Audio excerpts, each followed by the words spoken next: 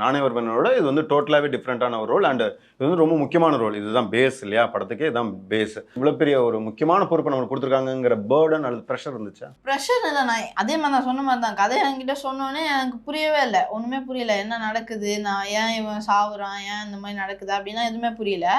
First நாள் போனோம், வலசரவாக்கத்தில் shooting நடந்துச்சு. அங்கே வந்து எதுவுமே எனக்கு எடுக்கவே இல்லை.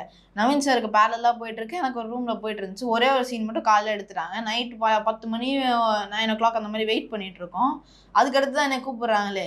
இதில் இவர் என்ன மெயின் கேரக்டர் அப்படின்னு சொல்கிறாரு, ஆனால் கம்மியாக எடுக்கிறாரு. கடைசி வரைக்கும் சொல்லவே இல்லை, நான் அந்த மாதிரி ஹீரோட சின்ன வயசு தான் பண்ணுறீங்க அப்படின்னு கடைசி வரைக்கும் சொல்லவே இல்லை. அதனால அந்த பேர்டுன்னு எதுவும் தெரில. எங்களுக்கே எங்கள் கேரக்டர் வந்து சர்ப்ரைஸாக தான் இருந்துச்சு.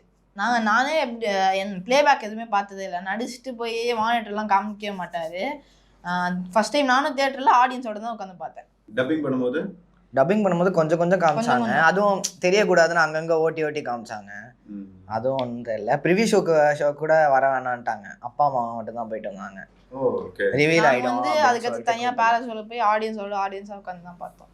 மேம்படுத்தப்பட்ட சமூக பொருளாதார வளர்ச்சியை அடைய மக்களுக்கு வழிகாட்டுவதே மக்கள் நீதி மையத்தின் முதன்மை பணி.